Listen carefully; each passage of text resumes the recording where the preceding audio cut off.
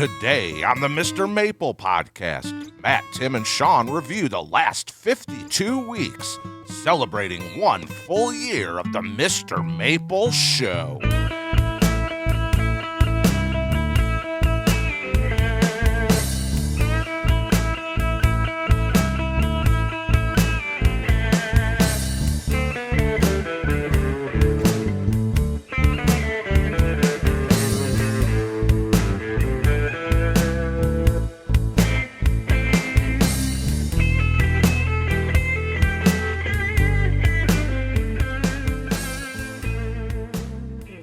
Konnichiwa, y'all, and welcome to the Mr. Maple Show podcast. I'm Matt. We love providing this weekly show. It's basically a Japanese maple talk show. If you're down with that kind of thing, make sure to give us 5 stars on your favorite podcast review, and definitely check us out on YouTube, where we add weekly, actually daily videos on Japanese maples. And y'all, I'm Tim. We're MrMaple.com. We're a family mail order business. We love Japanese maples. We love sharing our passion about it, but we also love selling you our trees. And we mail order all over the country, over 1,000 varieties of Japanese maples. So check us out on MrMaple.com. Hey everybody, I'm Sean, and today we're going to do a little bit interesting. So we came up on 52 weeks of doing the podcast. It's crazy we've been doing this a full year. So yeah, 52 weeks in a year, so a full year we've been doing the podcast. That's wild. It seems like that, we've been, a lot of podcasts come at you monthly. It's hard to believe we've pulled off 1 full year of weekly podcasts. And I think we've kept the content pretty relevant too. Mostly about Japanese maples. I mean, it's kind of crazy if you go back and listen to all of our podcasts, all the different things that we've talked about throughout this past year. So reviewing this year, why did you guys want to do a podcast in the first place? Oh man, we talk about Japanese maples 24/7 here. It was a joke when we were on Joe Gardner's podcast. He said we were going to start a podcast called Japanese Maples 24/7 because Tim and I don't stop talking about maples. So I mean, when the camera's not on and Tim and I are driving to Nashville to deliver maples, we're talking about Japanese maples. So we're kind of just bringing the audience in for what happens here anyway. We love educating and just spreading the information about Japanese maples. So it gives us another platform. And it also gives us an excuse to interview fun people, talk about fun topics. Just seemed like something that was missing. I mean, I don't know of a truly dedicated Japanese maple podcast that especially dives into as highbrow topics as we want to talk about. I mean, to be honest, whenever Matt said, hey, we need to do a podcast, I thought, we already do a YouTube show, the Mr. Maple Show on YouTube daily. I mean, why is there a podcast needed? And then I started realizing, man, many of the gardeners, they can't go outside and watch a YouTube video while they're gardening. But they can put in their earbuds and go out there and mow the lawn. They can put the earbuds in, go out there and trim on their Japanese maples while they're actually working. And I was like, that makes so much sense. And then I was like, man, let's get this podcast rolling. Yeah, it just provides us with a different avenue to talk about what we're passionate about. I mean, Tim and I have been in people's basements with a laptop before, so it doesn't seem to be so much of a stretch. Like, we used to do every garden talk. We didn't turn anybody down. And so, I mean, when we were getting started, Tim and I, we would get there and they would be like, hey, it's 12 of us. We're in Jeannie's basement. And so we're walking around with a laptop to give the presentation on trees. We're like, hey, look at this one. It's great. And we're just carrying the laptop with us and showing it to each of the people sitting on couches. So like, no stretch to think that we would, imagine that a podcast might be a better platform than walking around with a laptop. So what's been the biggest challenge with producing a podcast? One of the bigger challenges is coming up with different topics each and every week. I mean, I know all the time Matt and I will make a list of them, and then we'll start knocking out everything on the list, and then all of a sudden we come to almost that writer's cramp or writer's block where you can't think of something to do, and then all of a sudden, next thing you know, you've got 12 podcasts lined up again, and you're like, oh, yeah, that was easy. But I think coming up with the different topics so that we're not just rehashing the same topics again and again is something that makes it a little more challenging. Our original balance was like doing a interview, then a non-interview, then doing an interview, then a non-interview, and trying to mix it up. And I think it became too chaotic in the spring to keep up with the interviews. And to be honest, a lot of our content without interviews was outperforming the interview content. We're going to be bringing back a ton of interviews. So like the interview content is returning. We're going to be doing a ton of interviews. It was scheduling errors. So it was like trying to get up to, someone's home or something to record with them, things like that.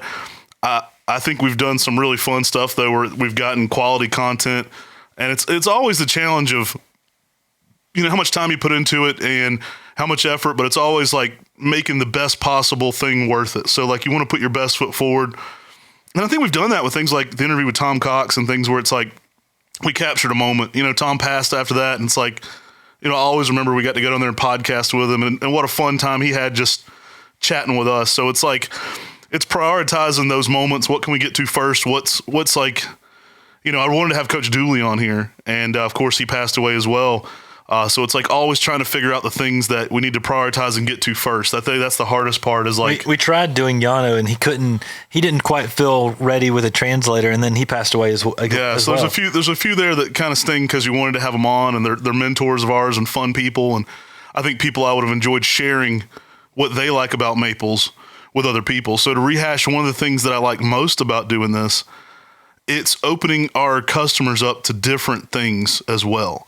So like when we had Douglas Justice on here, it was like, I know they don't know about plant explorers. Like not a lot of people do. Some people do.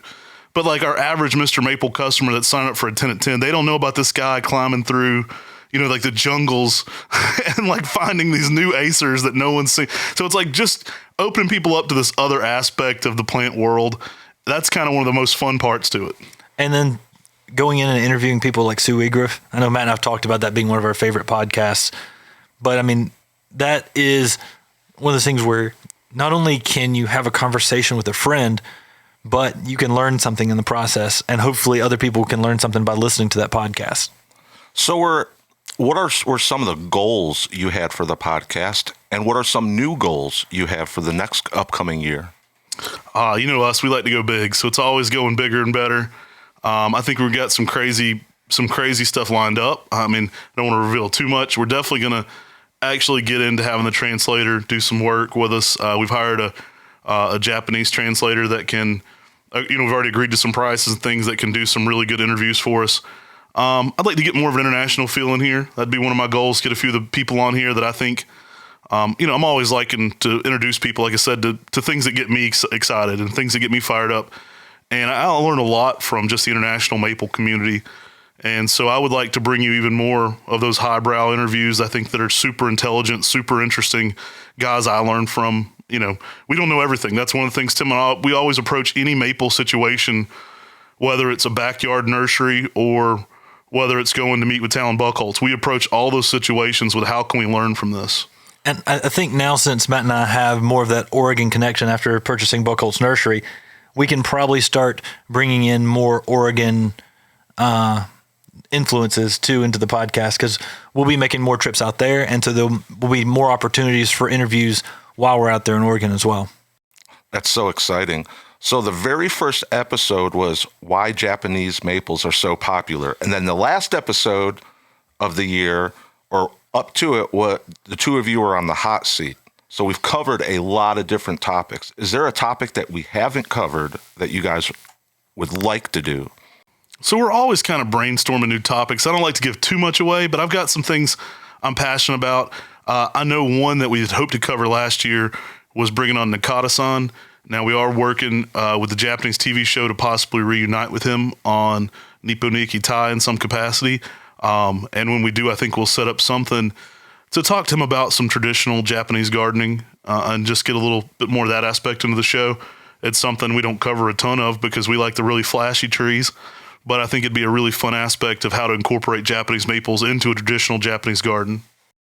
I also think going through and hitting up as much information we can about growing Japanese maples is always critical, especially for this channel, for so many people who may be new to growing Japanese maples. But at the same time, I want to push the boundaries, and I want to get extra tree geeky this next year and really dig into maples and all different types. I think we've established our audience, so now it's time to blow them away. Absolutely.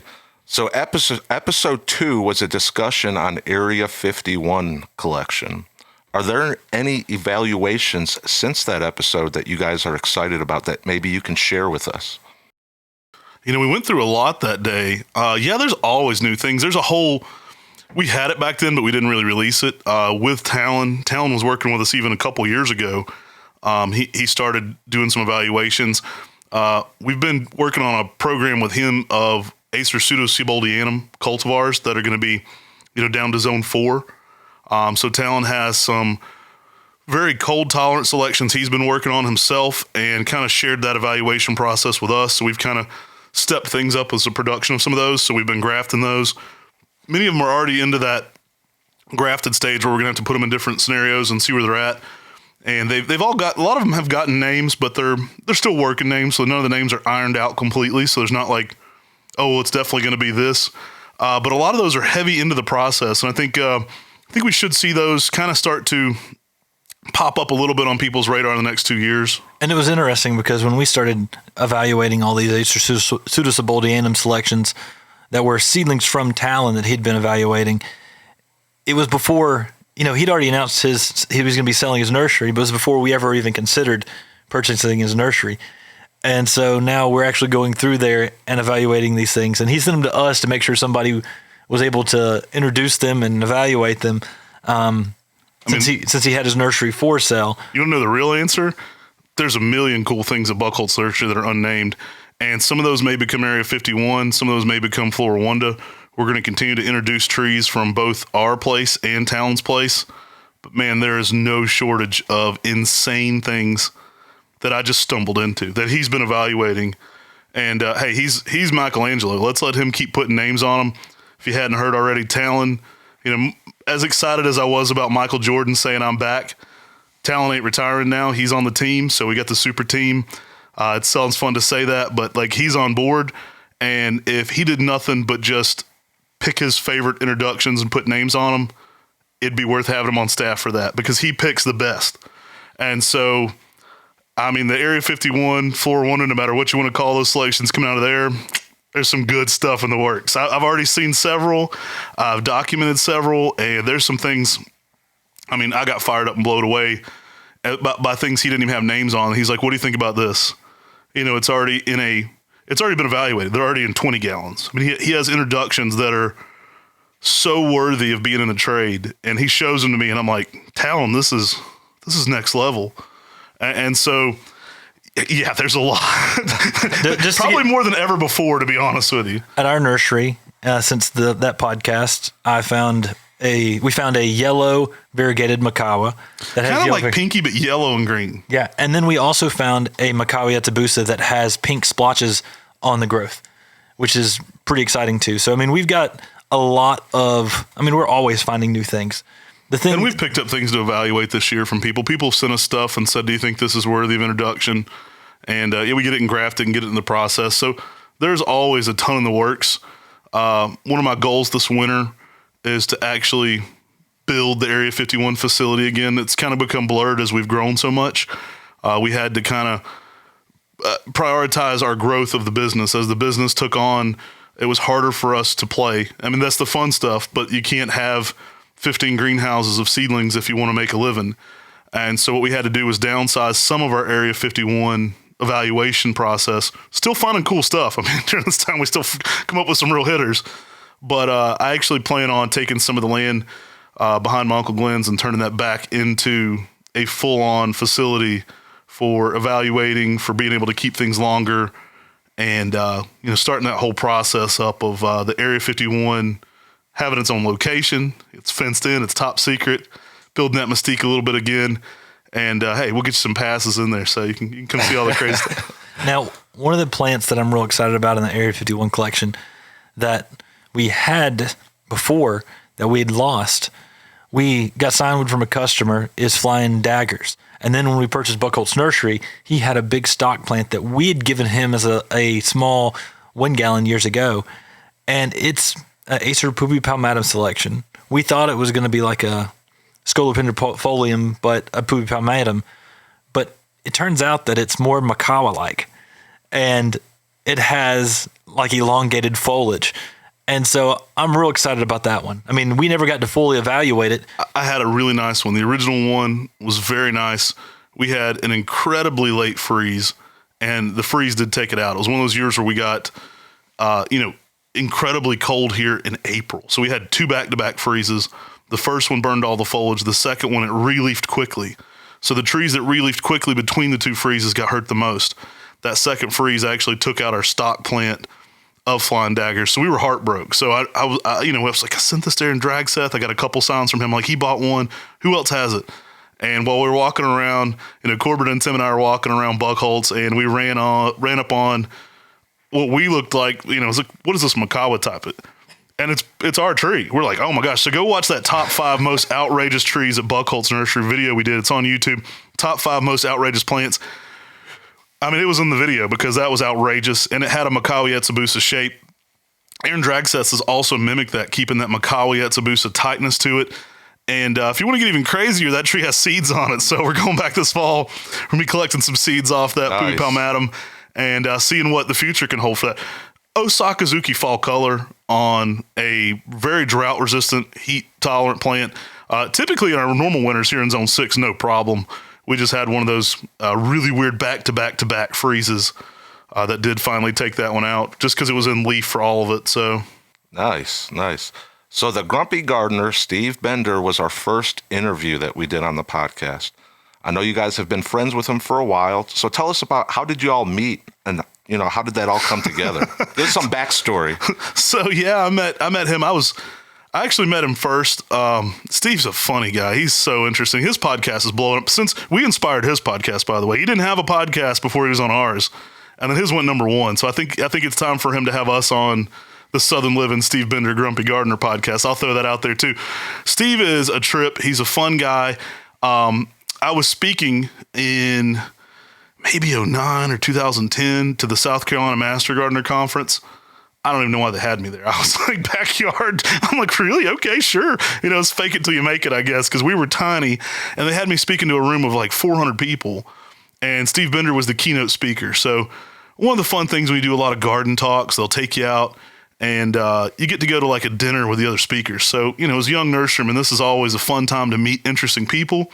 It's how I met a lot of people for the first time, like Tom Cox or people like that. They would be, having dinner and drinks together the night before the big presentation. And Steve Bender's there, and he sat next to me, and he was drinking that beer we were joking about him with on the podcast. It's called Arrogant Bastard. And he says, I'm drinking it because I am. And I'm like, in that day, it was like, wow, this guy's like the top writer for Southern Living. So it was like, I was just excited to be in the room, But we had a lot of laughs and cut up a lot, and he's just become a good friend over the years. So yeah, Steve, you should have us on your podcast. So we lost Tom Cox this past year, and I know he was a great inspiration to y'all, and you all had an opportunity to interview him and tour his garden. Tell us what you got from that experience. We've been friends with Tom for years, and it was always been a pleasure to go down and spend time with him and walk around his gardens. When Tom started dealing with the issues he had with losing the muscles and everything, it's always a sad time to see that, because we knew Tom from before, but it was always good to go down there and spend time with him. And every time we got to go talk plants with him, it's just time with a friend. And one of our things was, Matt and I, we were like, we've got to go get his garden when it's full beauty, and go talk to Tom about conifers, because Tom's passionate. I mean, that's what he loved doing, was talking about people about plants and talking to him about conifers. And so we got down there and talked to him about what Japanese maples he liked in his conifers. And it was a special moment for us, for sure. Tom's one of these guys we've been friends with for so long. And I mean, I've probably been to Tom Cox's garden 20 times before that. But what was special about that is we got to share it with everybody else. So we got to show y'all what we loved about it. We got to take y'all with us there. And Tom was a very honest man. He would tell me my time's not long here. I mean, he said, I'm not doing well.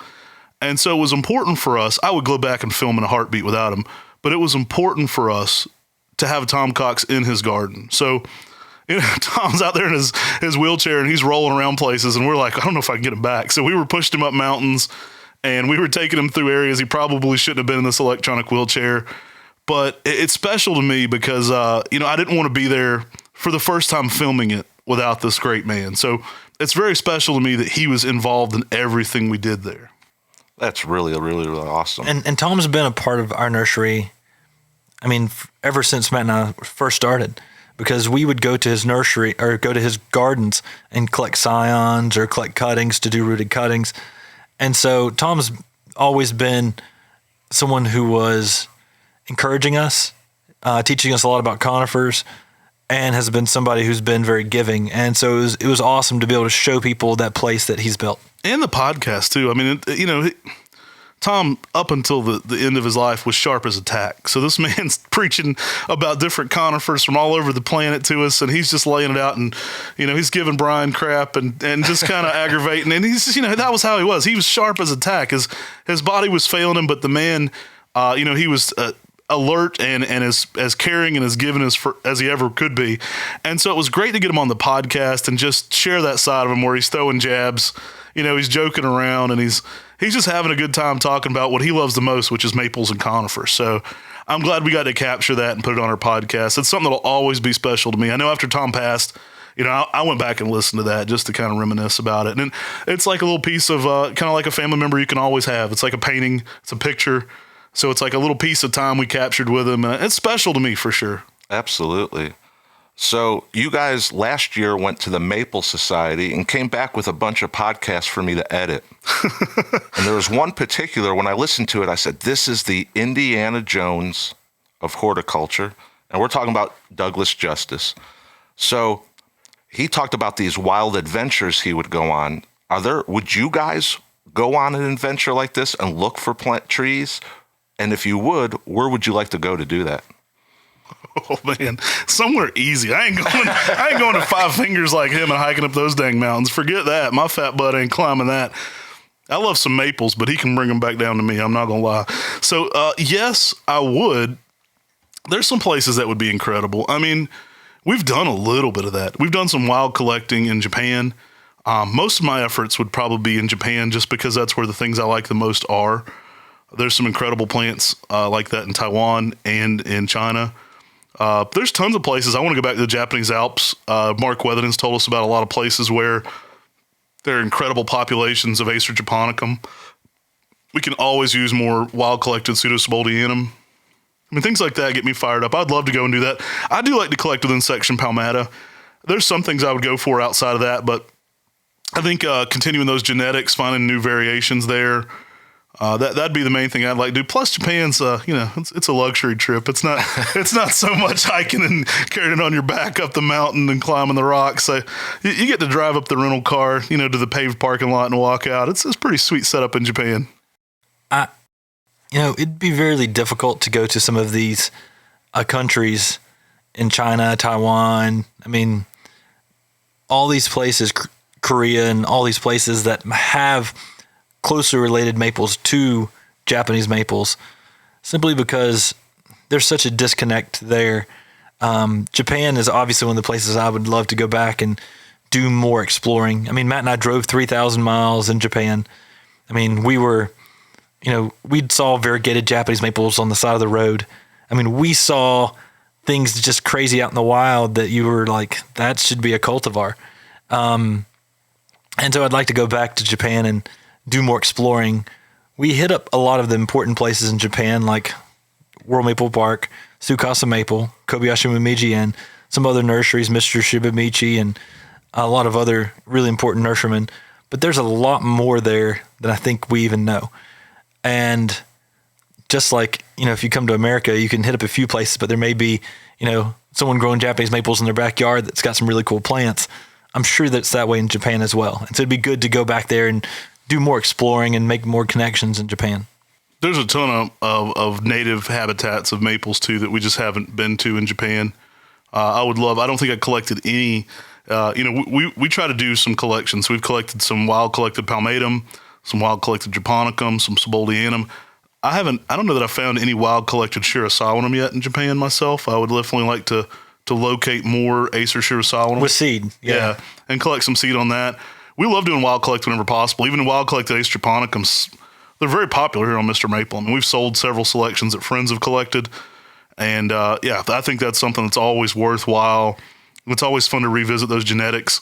And gardeners love getting a piece of that in their garden too. It's like this was a seedling growing wild from Japan. It's kind of special. I know we had hiked Yoshino Trail in Japan, and that's where all the Yoshino cherries are, and they have these huge festivals. And you walk around the trail, and it's mostly a paved trail, and it's like, that's kind of weird.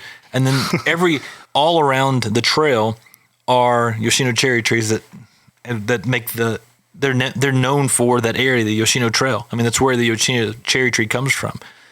But all along the trail, there are vendors set up, and like permanent vendors, like houses that are restaurants, like all along the trail. And it's insane that even a lot of their mountainous trails have become heavy tourist attractions. So I would like to go back and check some of those areas out, but also try to get off the beaten trail a little bit more and sort of see what else we could find. In the Talon Buchholz interview at the Maple Society, what stands out most about that interview?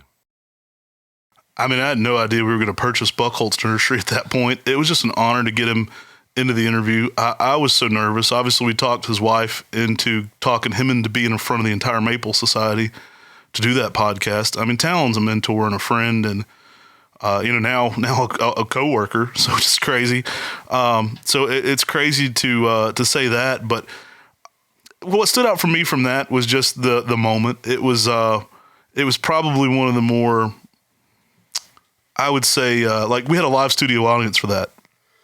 And as you know with Talon, he's no holds bar. He tells you what he thinks. So it was probably, I wouldn't say nerve wracking, but it was like adrenaline pumping. Like it was, you didn't really know what Talon was going to say to us. We've got a whole audience here watching live. There's like 60 people in the room, and they were clapping and laughing at different moments. And you're worried somebody's going to interrupt. You're worried something's going to go wrong. It was a little nerve wracking, but that was just special. I think he really imparted a lot of wisdom, and it just inspired us, and we're just honored at how much he brings us into the room in those kind of conversations too. I think a lot of what he did was very complimentary of us, which we were just humbled and honored to get any of those acolytes from him, and him saying like, this reminds me of how I was when I was coming up in the nursery industry with other people and things like that. Just it gives me chills because I'm excited to humbly take it to the next level, but for him to even think of us in that category is always honoring. Yeah, I mean, Talon Buchholz, he's the Michael Jordan of Japanese maples. And to be able to even get him on the podcast, I mean, I can't thank Haruko enough, because I know I had to work on Haruko and get her to talk Talon into doing it. And that took so much work in itself. Special thanks for Mark Weathington for getting stuck in Taiwan, because that was his speaker role. He was supposed to speak then. He got stuck in Taiwan, so he couldn't make it in. And they were like, hey, we have this extra spot to fill. And I'm like, hey, I've been wanting to interview Talon Buchholz before he leaves. Leave that spot open. So they kind of just were like, maybe something will happen. So we kind of worked it all out last second. And everybody knew that Talon was retiring. And now he's not, though. Yeah, I know, right? So everyone knew that. And so it was a really special moment to have him come in and give his thoughts on, how he got started, and also what his plans were to be after he gets through with maples. Yeah, and I think he's just one of those guys. I mean, he's on the Mount Rushmore always of all time of maples. He's one of the more accomplished nurserymen ever for what he's introduced, and just to spend some time with him, and again to share stuff. We talk with Talon all the time before this. So before the purchase, before that, I'm sitting in the bus in the Netherlands. I would go sit near him and just listen. I wouldn't try to bug him. I think one of the reasons he liked Tim and I is because we never ask him for anything. But I just go sit near him and listen. It's like, what's he going to tell? What's he going to talk about? What interests him here? And so we've always been interested in him and what he does. And again, sharing that with other people. A lot of those stories he told us, some of those we knew, some of them we didn't, but some of those stories we knew, but it was fun to bring that story out of him in front of everybody. So he got to tell his story. And he's a very private guy. So I think a lot of why the Maple Society reacted to that podcast. So, I mean, people were like, this is the best thing that's ever happened. Like after that was over, people were like, I mean, enamored in the room. And it's because he's very private. So we kind of got him to open up and give a little bit more of that side of himself to the group. And so people, they wanted to hear more from him. So. Well, I always find myself after talking to someone, I say, oh man, I should have asked this question when I had the opportunity. Were there any questions during that interview after the fact where you're like, man, I should have asked this? Gosh, I don't know. Hey, can I buy your nursery? I didn't know at the time. I don't know. It was such a moment. I'm sure there were things I had on my checklist. I'm nervously marking things off, the questions that I had written down or timelines for me and Tim to try to approach. I'm sure there were things he covered that, we didn't get to, and things that we would have wanted to get to. But I think it stood alone. I'd say no. It was a fun moment. You kind of get what you get with it, and if you miss it, it's like it wasn't meant to be. Absolutely. So, who killed the Japanese maple? That was Tim. Yeah, that was a fun podcast. And okay, so full disclosure, my wife and I were listening to the Murdochs a lot back then. So we were listening to the trial. I worked in Hilton Head, actually knew some members of the Murdoch family when I worked in Hilton Head. Nice people, nothing bad to say about anybody, but I did have like a knowledge of that era. Like where the boat crash was near where I'd lived in an apartment at the time. And so we're listening to this true crime stuff all the time. And so we were just kind of jokingly getting in on a little bit of the true crime podcast trend by Who Killed the Japanese Maple, a gardening true crime podcast. But it's really got well played, and I probably get more people telling me that episode helped them than almost any other episode, because it's really, we joke, we framed it as a Who Killed the Maple, but it's really a what not to do, right? It's really these are the ways you can kill your Japanese maple tree. And I had somebody just comment the other day, like, you just saved my tree, under the podcast on YouTube. They're like, this is so helpful. You just saved my tree because I was doing some of these things and I didn't even know that I was killing the tree. And that's really what the podcast does, is it kind of reminds people that, who killed the Japanese maple? Well, it was likely you.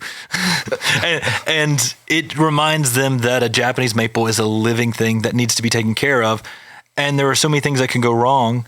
They're really easy to grow, but there's so many things that we've seen people do wrong. I mean, we've seen it all when it comes to Japanese maples. And we've done it all. We've done it all. And because of that... Wrong. Because of that, we wanted to help people learn from our experiences so they didn't make those same past mistakes. So how has the Dr. Sue Wegriff interview inspired you, and what plans do you have yourself to further plant propagation? Well, Sue has inspired us a long time ago. I mean, she's one of the reasons why we have Hot Blonde. And the reason being is because she encouraged us at the Maple Society meeting. We were on a post tour, and we had, maybe 300 to 400 cultivars of Japanese maples back then. And when our very first meeting, and she said, Tim, there were things outside of Japanese maples. And I was like, what are you talking about? That's heresy. And she just sort of joked around and started talking about all these different species. And that broadened us to start looking through more species and dealing with more species. So we started looking at Pseudosibuldianum, Oliveranum, and all these other plants that are essentially Japanese maples, but they're Japanese maple cousins that are in different places. And that's how we found an Oliveranum hybrid with the Japanese maple. That's how we started finding more things, because it broadened our horizon. And so Sue's already inspired a lot when it comes to doing that. Listening to her podcast and talking to her, it just sort of gives me that nudge to say, hey, maybe we should do more. What should we be looking at that could really revolutionize maples? And then once we do that, are there any of her techniques, like she was talking about, how to make embryos come up that don't actually have the food to make them come up?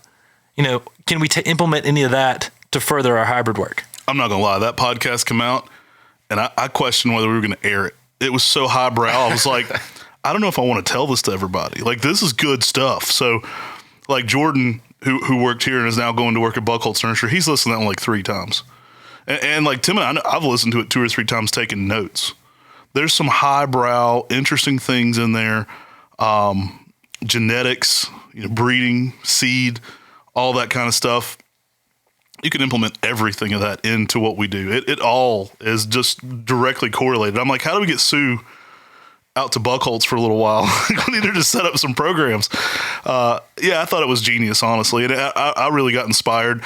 And it's another one of those things where it sparks the imagination. You start thinking about, well, if this happens, then what if, what else can be done? And then you start to think of, down the road from there, the next Frankenstein's monster. You're like, well, if that works, what if we do this? And what if we do this? And I think it's just one of those things that makes Japanese maples so much fun, is there's always that next door to go to. And the Sue Wegriff podcast, I literally was like, man, maybe we shouldn't even air this. Like, this is too good for us to share. I might just keep this one for me. It gets the mad scientist mind in mine and Matt's brains flowing. And it's like, what can we do? How can we use this information to do something crazy that no one's ever seen or never heard about before? What can we do? And how can we make something crazy out of this? I mean, you think about what she talks about and you're like, how can we do this to the extreme? And that's one of the exciting things about it, because the more you learn about Japanese maples, the more you learn you really don't know that much. And it's crazy how much further and deeper you can go into Japanese maples than people have ever even explored. One fun thing about that podcast too, and it gives us an excuse. You were asking about things I like about the podcast. I hadn't talked with Sue. Sue's a super influential person on us, but I hadn't talked with Sue in at least 4, maybe 5 years before that podcast. So it was just an excuse to call her and just to catch up with a friend and to bug her and to say, hey, tell us about your research. Can you put it all into a format we can talk about into a podcast? And just to bug her brain for all the cool things. So it's just really an excuse to reconnect with her. So I love that. I mean, we love to reconnect with anybody anyway, but it's like if you have a good cause to share their information and they have something so interesting to say, that's what I love about this. Like, that's one of the most fun things about this podcast. It's like, who would be interested? Let's call up Sue Weigriff and have her talk about, some of her dissertations and thesis, and let's get into some of her breeding work, and let's just pick her brain on some of this. And so, like, it gives us a reason to do that. And to me, that is super exciting. So one name, Billy Schwartz. That episode was really a blast. What are some of your thoughts about that episode? So Billy's always a blast. I mean, going and visiting him, I went and drove up to Philadelphia and just walked around gardens with him and spent a lot of time with him, and getting other people to experience Billy Schwartz. Billy's a roller coaster every time. He's so fun and exciting. He's got so many fun stories from his times with celebrities. I mean, to his time with maple celebrities. I mean, he knows people like Charleston Heston, and then he also knows people like Rara Flora, the Bergmans at Rara Flora Nursery. And so it's fun and exciting because you get a different world that, Matt and I weren't a part of. And you get to learn everything and hear everything that he says. And then at the same time, he just found so many witches' brooms and has so many unique experiences from being Dick Wolf's protege. I mean, we're talking about one of the founding fathers of Japanese maples in America. Dick Wolf introduced so many amazing plants like Emperor One. And it's just so exciting to talk to him each and every time. Maples are so crazy. I've got to meet so many fun people because this is what I do. Like, I have friends that are in China. I have friends that are in Japan. I have friends that are Amish. I mean, it's like, it's so crazy. So you meet so many interesting people. We have people like Coach Fat Die, who we met and we're good friends with. And Billy's one of the most interesting, to be honest with you. Billy's one of those guys that whenever we went to visit him, he always has outrageous things to say. He's an over-the-top personality. He's just an interesting guy. He's lived a lot of life, and he's got a lot to tell you, and he loves to tell it. And it's just always fun. I mean, we would go up there just to see his gardens. Some of the first few times we went to visit him when he was back at Green Mansion Nurseries, we're just showing up to hang out for a minute. And he's like, nope, I'm making dinner. I got spaghetti on. Here's some appetizers. Please sit down. And so you're there for 4 hours, whether you plan to be or not. And he's telling you all these wild stories. And so, we years of hanging out with Billy Schwartz and just talking to him about stuff and just listening. Again, this is what Tim and I like to do. It's like we like to, tell you about going and sitting beside Talon. And we just like to go to Billy and say, tell us about Dick Wolf, and just listen. Listen to those stories. That's what I like about this. I love the history of Japanese maples. And Billy has lived a lot of the history of Japanese maples. I mean, a lot of the history in the United States, we've talked a lot about red maple nurseries, from the brooms Billy named, to just being a lawyer in Philadelphia and all his crazy experiences from that, and just being a larger-than-life personality. I mean, Billy's always a person that was always fun to go and visit. One time, literally, I show up in the morning and he said, come early, I'll have breakfast. And I walk in, and this was when I was single, and he had one of his daughters sitting at the table, and he said, all right, y'all two have a good breakfast. And then he left. He was trying to introduce me to his daughter. But I mean, every time we go visit and spend time with Billy, it's always a fun time. We'd go visit him, and when we'd leave, he'd often leave us with like these really sweet tomato plants. Oh, good food. Yeah, you always eat good when you're with Billy. And you'd have like these little sweet tomatoes that were really like sugar-like and just a fun little snack for the road. And then he'd send us with a plant home too. Who doesn't like to meet people with a zest for life like that, though? I mean, there's so much, like, so many diverse people I've met through this. Like it's weird. It's like I have friends, like I said, who are, you know, of course I've been to some of the smallest and oldest nurseries in Japan. I've also been to like small Amish nurseries, and they're like, hey, we know you guys. Hey, could you print me off your website? And we're having, you know, long conversations with these guys, and they're traditional Amish, you know, they're like, I love your website, but I don't get on it. Could you print it off for me? And you're like, all the cool people I've got to meet, like just through this one thing, there's so many interesting people, but people like Billy Schwartz stand out. I mean, he's one of those personalities that's just, he's larger than life, and he's a force of nature. So if you haven't already, definitely go listen to that Billy Schwartz podcast. It is, it comes at you fast, whether it's him talking about Muhammad Ali throwing the fight with Frazier. He promised him he wouldn't dance. So Billy was the trial lawyer, or excuse me, the contract lawyer for Muhammad Ali. And, you know, we thought a little bit, like he says some wild stuff in that one. We thought a little bit about censoring ourselves in that one. And we're like, nah, we're cutting it raw. We're bringing it to you the way it was. I mean, it's the story we were told. We're not going to censor any of the conversations that were had there. Let's put it out there and let people just enjoy how wild this is too. Matt said it was kind of like a Joe Rogan episode, and he said it's the Joe Rogan experience. So this is the Billy Schwartz experience, and that really is what spending time with Billy Schwartz is like. I'm sure we'll have the Billy Schwartz experience. I'm sure we'll have him on the podcast again. You know, he's just fun. He's fun. So you've also interviewed other nurserymen and people in the same trade. Why is it important, you know, for example, like Metro Maples? We had the Metro Maples podcast. Why is it important to you guys to promote others in the same field?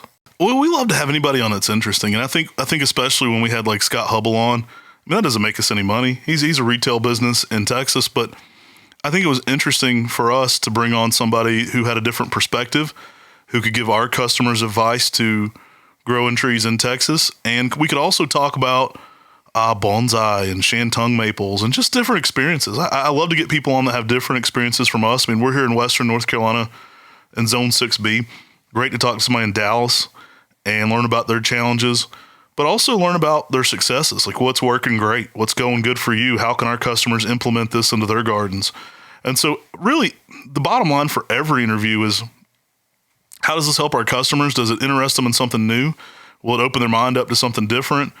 Or will it just teach them something they can use? So hopefully some people in Texas were able to listen to that podcast and go, oh, okay, that's a great idea. I could be doing this. And we just like to interview our friends. I mean, it's always an excuse to talk to some of our friends. And we have friends like Scott, who's introduced Hubble Super Cork and some other cool maples through Metro Maples. It's always fun to be able to get them to share their experiences on the podcast as well. The bottom line is we like to talk to cool people. So if they're cool people, we'll talk to them.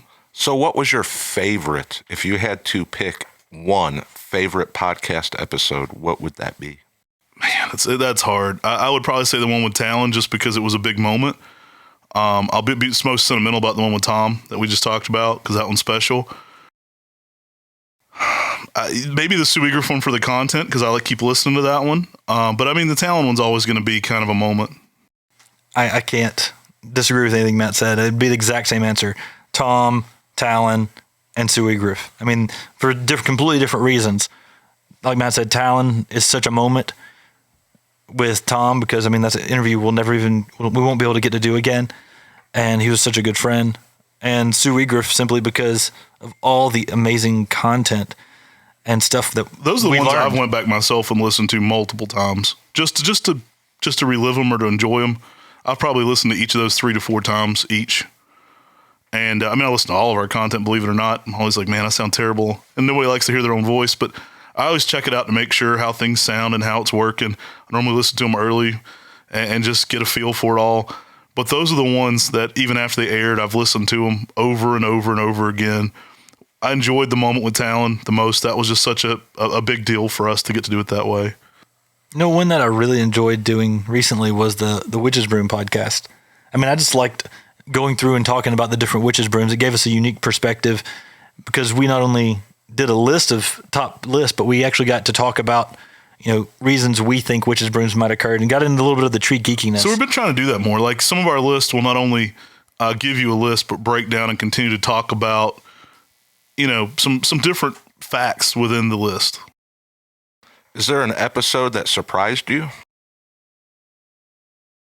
I mean, Sue Eager surprised me. I thought that one could have been very dry, but I think it was very interesting. There were lots of them. I would say the most shocking moment we already talked about, but the Billy Schwartz thing when he said that Muhammad Ali threw the fight with Joe Frazier by promising not to dance. I mean, I think we were all standing there with our jaws on the ground. Like, what is he saying? And he just say like the most famous boxer of all time threw one of the biggest boxing matches of all time. So that one was pretty shocking. But they've all been fun. I mean, they're fun to do these. We don't script them. We have our list laid out ahead of time, but everything's kind of off the cuff. Everything we do is, in the moment. And so they're all shocking and interesting to us in a way. It's kind of an adrenaline rush. You're stuck with what you did either way. And so you try to make the best content possible. But are there any episodes you wish you could redo? I mean, I'd love to talk to Tom Cox again. I mean, I know we keep talking about that one, but that'd be fun to be able to do that. I think we've gotten better with our capabilities to record through phones. And so some of those interviews, we've gotten better at how we're able to do them.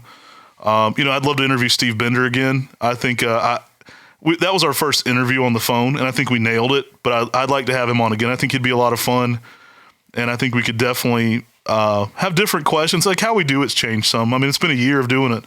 I think we're better interviewers now than we were when we first interviewed him. So that first interview, I'd definitely interview him again, just to catch it, have a different perspective on it. So we can't talk about the podcast or just the Mr. Maple Show without bringing up maple collector and friend Brian Rule. He's been a guest host on the podcast discussing topics from heat-tolerant maples to watering maples, all the way just to touring gardens. What has Brian meant to you throughout this entire process? Oh, Brian's just the homie. A lot of people heard that Brian took another job and they freaked out. I had people even reaching out to me in the industry and they're like, are you going to be okay? And we're like, we're still just as cool with Brian. Brian will always be the homie. He was the homie before he worked here. And people were commenting under one of our 10 at 10s, like, I'm going to miss this guy being in the video. I'm like, we shot this yesterday. He's still in the videos a lot. Brian still comes in, I would say, 6 to 8 hours a week when he can, to record content, to do things. So there's no shortage of Brian in the upcoming year on our channel. He'll always be a part of it. But I mean, that kinship we have with Brian is just the geekiness of it. Like he gets liking maples like we like maples. So anybody that gets that giddy, like I said about it, I have friends from all over the world. It's like, if you get this the way I get it, we're going to be homies. Like if you look at stuff and you get this fired up about it, we got the same poison, right? We got the same addiction here. We're just as crazy about maples. And so Brian gets that. I mean, I'm going to get a text from Brian at 12 o'clock at night. It's going to say, have you seen this before? It's like, yeah. But I mean, that's just how it is, Yeah, but Brian's been a good friend. And it's one of those things where we've had a year of videos on our YouTube channel as well. I mean, 52... We've had over a year now with that as well. And when he started here, we didn't know what he was going to do. So we said, Brian, we're just going to make videos every day. And it was creating a job for him. And I think he really helped mold this channel into what it's becoming. So yeah, I mean, he's got a big part of this. So I've got to give a big shout out to the entire Mr. Maple crew. Without them, none of this would be possible. They work every day in the outdoor elements to bring you all the best possible maples. And I still laugh. We had an employee that asked me one time, Sean, when he first started working, said, Sean, what do we do when it rains? And I can simply said, we get wet. Right. So big shout out to our crew, but also to all the Maple Mafia out there. Without this, none of this would be possible. Y'all shop at MrMaple.com. Y'all listen to the podcast. You watch the shows on YouTube. And without all of you, none of this would be possible. So Matt and Tim, is there anything else you want to leave with us before we wrap up today's episode? Oh, man. Special thanks to Sean. Sean not only edits these podcasts, he plays the guitar in the intro. You see him in some of our videos of Sean, some is Bubs. A lot of people call him Bubs around, too. He's been making some incredible landscaping content. We've got a talented crew here. I was joking with Sean the other day. He's literally done every single job at our nursery. So every single job, from answering phones to every part of it. So it's a big special thanks to him and Corbin and our whole media crew. We got Joe in there now, and Brian's still a big part of that, showing up as much as he can. Nigel helping us with the algorithms and finding ways to make things work. Everybody here at Mr. Maple who just makes this possible. You know, I joke, but I laugh back. I think back to when we were shipping when you first started, and Jess and Brian were like, well, what would you be doing if you weren't shipping with us right now? And I was like, I would be making a video every single day on maples. That's what I want to do. Like, I want to start doing more YouTube. And because of you guys, we've been able to accomplish that. I mean, everybody's out there making the shipping happen without Tim and I. Things are moving forward. Our business has been able to progress to a level where we've been able to purchase Buckholtz Nursery. And it's just mind blowing. It's a team effort. It's a whole team here. It's people believing in us and continuing to shop with us, and people getting excited about what we're excited about. People actually tuning in to a talk show about Japanese maples. Yeah, we're very niche here, right? Like, people laughed. Like, this lady was like, you know, it's really goofy you're doing a podcast just on Japanese maples, but now I listen to it all the time while I'm gardening. And it's like, I just appreciate everybody who will, you know, give us the time to try it and see what we're crazy about, and hopefully come away with a passion for trees. I remember when we started the giveaway that was hashtag Mr. Maple Podcast. And I think that went on for like 6 months or something. Way too long. Way too long. And we were trying to figure out how to develop the podcast and how to develop a podcast room and then how to do all this different My wife things. was pregnant. I kept missing days. Like, we kept trying to schedule a start to it. It was when she was having Hicks, and it was just a hard way to lock down an actual time that we could really, that was when we were really putting the podcast, hashtag podcast out there. I know plenty of other podcasts started during that time, and I'm watching it like, man, people are hearing our idea and they're getting going, and we're not doing it yet. But you know, it's, you guys made it happen. I mean, everybody hopped in here, and now there's Sean with his background in recording and audio. I mean, we started out way beyond our level because of that. You know, I listen to podcasts and I'm like, we sound better than some of those, and it's because Sean's expertise. And now we've had over a year of podcasts, and it's sort of mind blowing because it feels like it's a new thing still. It feels like we just started doing podcasts, and I look back and I'm like, did we really do 52 podcasts? That's insane. That is insane. It's fun though. It makes it fun for me. Like, I told Brian this about the channel. You know, I love getting up and doing this every day. Suffered some major losses when my best friend passed away during COVID, and you know, you're looking for reasons to do what you do sometimes. Dude, this channel and doing the podcast, it's something to be passionate about, something to be fun about. It's like, how are we going to create something weird today? I mean, Tim and I argue like always, like brothers. Like, I don't like that. That idea is terrible. And that's always going to happen, but it's something to get fired up about. It's something to enjoy how you're creative with it, to enjoy how Corbin's creative with it. Like, all the different aspects of how we get to look at it and create something. You know, like the Buckholtz week we did. Like, I'll always enjoy that content. I mean, some of that's like the best stuff we may ever shoot. So it's like, how do we up that now? You know, how do we, you know, that Buckholtz interview was great, but we got another one to do. Like, let's do something more. And I think because we do it 52 weeks out of the year, it's fun, but it's creative, and it challenges us to do better and to just keep bringing it. I mean, we're going to keep doing it. So it's like, get up and get ready and find something awesome to talk about. And there's no shortage of topics. I mean, we already have topics into half of next year. It seems like, I mean, we're like, you know, you feel like you're in a writer's block, and like Tim said, then you turn around and you're like, well, that's the next 8 episodes we need to film. What's after that? Well, again, thank you again for letting me ask you these questions. Thank you all for tuning in for 52 weeks. Take care. God bless. And have a great day.